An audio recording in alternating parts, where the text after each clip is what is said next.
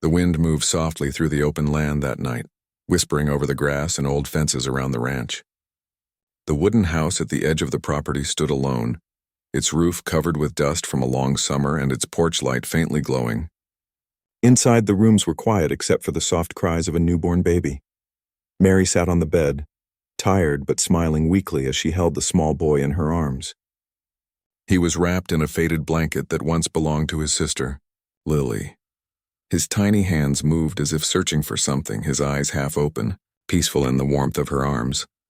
"You're safe now," Mary whispered softly. "You're my little rancher boy." But deep inside her heart, worry kept her from resting. She could hear the heavy footsteps from the other room, slow and uneven, pacing back and forth. The air inside the house felt heavy, full of things she couldn't say aloud. Upstairs, little Lily sat by the doorway, her knees drawn close to her chest. She was 10 years old, small for her age but bright, with long brown hair that always seemed tangled from running in the wind. Her mother had told her that tonight would be special, that she would have a baby brother, and Lily had waited all day with excitement. But now, something in her mother's voice and the sound of footsteps downstairs made her heart feel strange and tight. She could hear her mother's low voice, then silence, then a louder voice, one that made her hands shake. She covered her ears for a moment but stopped when she heard her mother call her name. Not loud, not angry, but frightened. "Lily. Take the baby and run." Lily's heart jumped. She didn't understand why her mother said that, but she didn't wait to think. She ran to the room where her mother sat on the bed. Mary's face was pale, her hair loose, her eyes wide and full of tears she tried to hide. The baby stirred in her arms, letting out a soft cry. Mary bent close to Lily, her voice shaking. "Sweetheart, listen to me. You have to go now. Take your brother and run to the old barn. Promise me you won't stop." "Mama, please come," Lily whispered, tears filling her eyes. "I will find you, but you need to go first. Please, Lily, don't wait." Mary placed the baby in Lily's arms, wrapping the blanket tighter around him. His little face pressed against her chest, warm and soft. Mary kissed her daughter's forehead, her hands trembling. "You're my brave girl. You can do this." The moment felt frozen. Just a mother and daughter in the quiet room, the lantern light flickering between them. Then Lily turned and ran out the back door, clutching her baby brother tightly. The night air was cold. The stars were bright, spread across the wide sky like scattered silver dust. The grass brushed against her legs as she ran barefoot across the field. The baby began to whimper, small and scared, but Lily whispered to him softly, it's okay, little brother. I'm here." The wind picked up, and somewhere far behind her, the sounds of shouting turned faint and distant. She didn't look back. Her mother's voice echoed in her head. "Run, take the baby, don't stop." She reached the barn after what felt like forever. The big doors creaked when she pushed them open, and the smell of dry hay and old wood filled the air. It was dark inside, but a thin line of moonlight came through the broken boards, lighting up the floor in silver stripes. She moved to a corner and sat down, wrapping the baby close to keep him warm. For a long time, she just held him, rocking him gently. The world outside was quiet except for the whisper of the wind and the distant cry of night birds. Her eyes were heavy, but she didn't dare fall asleep. Every sound made her heart race, the rustle of grass, the groan of the old barnwood. But no one came. The baby finally calmed down. He looked up at her with wide, wondering eyes. She smiled a little through her tears. "You're so small," she whispered. "Mama said you're strong. I'll keep you safe, I promise." She thought about her mother's hands, gentle and warm, and how she used to hum songs when cooking dinner. She remembered the soft sound of her mother's laughter when the world still felt safe. She tried to hold on to that memory because it made the dark night feel a little less scary. Hours passed slowly. The moon moved higher, then started to fade. Lily's back hurt from sitting, and her arms were sore from holding the baby. She didn't know how long to wait or where to go, but she knew she couldn't stay forever. When the first light of morning touched the horizon, she stood up and looked out the crack in the barn door. The world outside was pale and silent. The cold had lifted, and the field stretched out endless under the soft sunrise. The house in the distance looked quiet now, smoke curling gently from the chimney, everything still. For a moment, she almost thought it was safe to go home, but something inside her said no. Her mother had told her to run. That meant to keep going until she found help. She adjusted the blanket around the baby, kissed his forehead, and whispered, "We'll find someone who can help us." The walk down the dirt road felt endless. Her small feet hurt with every step, but she didn't stop. The baby began to fuss again, and she tried to rock him as she walked. She wished she could tell him everything would be fine, that Mama would meet them soon, but the words caught in her throat. After a while, she saw a fence up ahead and smoke rising from a small cabin near the creek.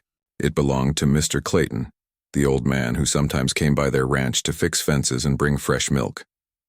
He was kind and quiet, and Lily hoped he was home. When she reached the cabin, her legs almost gave out. She knocked softly at first, then harder. The door opened slowly, and the old man looked down in surprise. His gray hair was messy and his shirt was half-buttoned, but his eyes were kind. "Lily, what are you doing out here, child? And that's a baby?" He stopped, seeing her tears. She tried to speak, but couldn't. Her voice broke, and all that came out was a sob. He didn't ask anything more. He stepped aside, his voice gentle. "Come inside, sweetheart. Come sit by the fire." The cabin smelled of wood smoke and coffee. He helped her sit on a chair near the fire and wrapped a blanket around her shoulders. The baby stirred, and Mr. Clayton hurried to warm a little milk. He poured it into a small bottle and handed it to Lily, showing her how to feed her brother. She held the bottle, her hands trembling, watching the baby drink slowly. The warmth from the fire touched her cold fingers. After a long silence, Mr. Clayton sat beside her. "Where's your ma, Lily?" he asked quietly. Lily's eyes filled again. She looked down at the baby and whispered, "She told me to run." The old man's face softened with understanding. He nodded slowly. "You did the right thing, little one. You're a brave girl." For the first time that night, Lily let herself cry, not out of fear, but from everything she had held inside. Mr. Clayton didn't say much more. He just sat beside her, letting the fire fill the room with its soft light. Outside, morning spread across the open land. The ranch house stood still in the distance, its smoke rising quietly into the sky.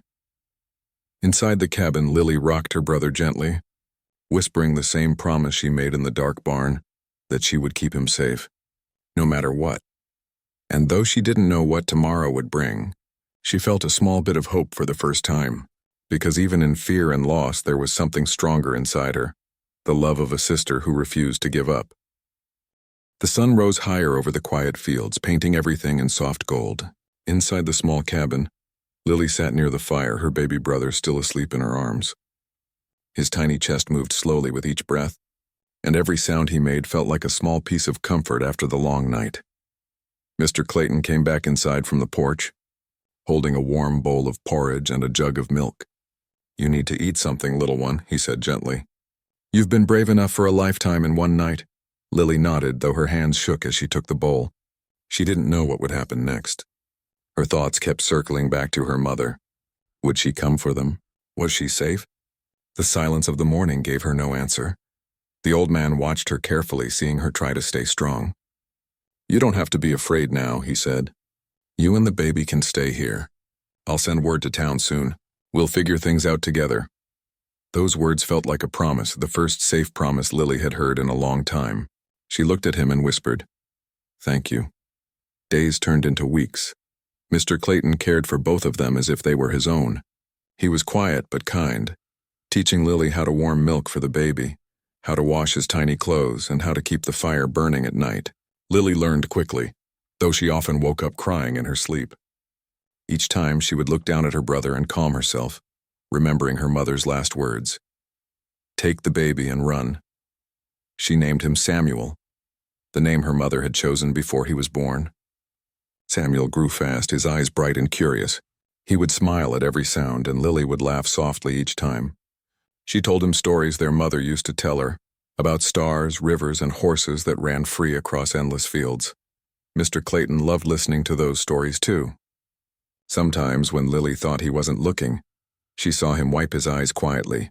He had no family left, and now somehow the little cabin was filled again with life. One evening, as the sun set behind the hills, Lily sat outside with the baby sleeping in her lap. The air smelled of grass and smoke. Mr. Clayton came to sit beside her. "You've got strength in you, girl," he said, "same kind I saw in your mother years ago." She was one of the good ones, always kind, even when life was hard. Lily looked down, her eyes full of tears she tried to hold back. I miss her every day. He nodded slowly. She'd be proud of what you've done. You saved your brother, Lily. That took courage. She didn't answer. She just held Samuel closer as if her arms alone could protect him from every sadness in the world. Time kept moving. The seasons changed, and with each passing year, the two children grew under Mr. Clayton's care. The cabin became their home, small but full of warmth. Lily helped with the animals, learned to cook, fix fences, and ride horses. She was growing into a young woman with quiet strength, her hair always tied back and her hands rough from work. Samuel grew up following her everywhere, his laughter echoing across the fields. He loved watching the horses, touching their manes, and calling them by the names he invented. Lily often caught herself smiling just watching him, her little brother who had no idea what kind of night had brought him into the world. One afternoon, when Samuel was about 6 years old, a man rode into the ranch. He was from town carrying news.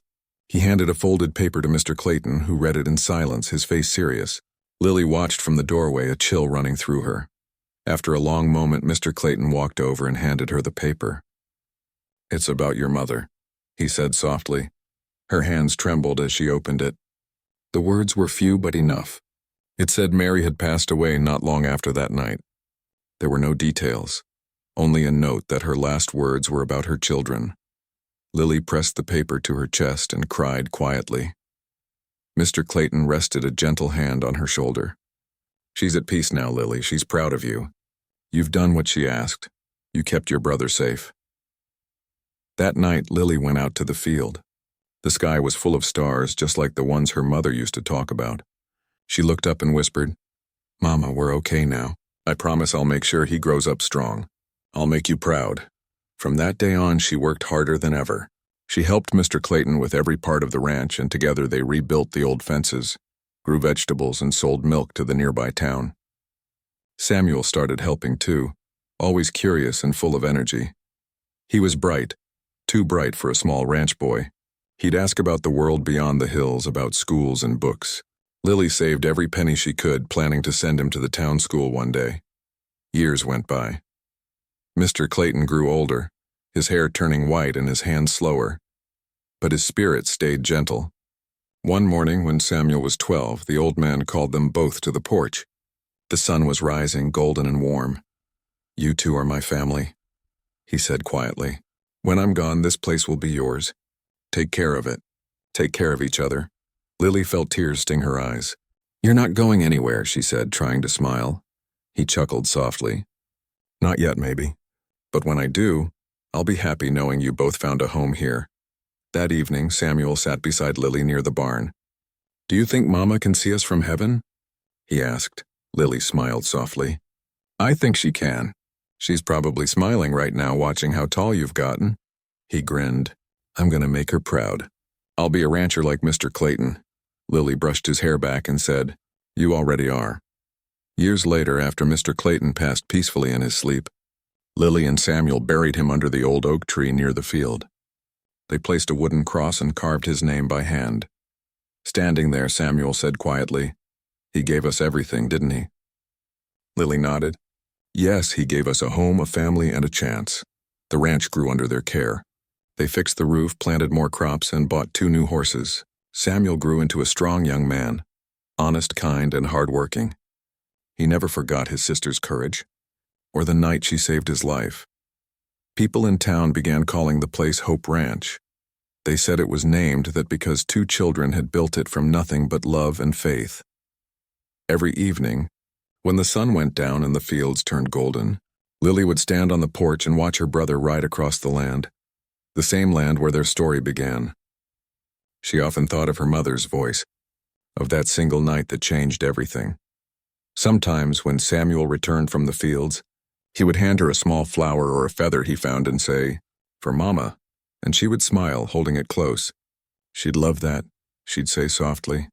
As years passed, the pain of the past grew lighter. What remained was strength, quiet, steady, and full of life. Lily never forgot the words that saved them both. Don't stop. Run. Take the baby. But now those words meant something new. They weren't about fear anymore. They were about courage, about moving forward even when the world feels heavy. The ranch became a place where lost travelers could rest, where hungry children could find food, where kindness replaced sorrow. And whenever people asked how it all began, Lily would smile and say, "It started on a night when love was stronger than fear." And every time the wind passed softly through the grass, she felt it, the same gentle whisper that once told her to run, now telling her that she had made it home.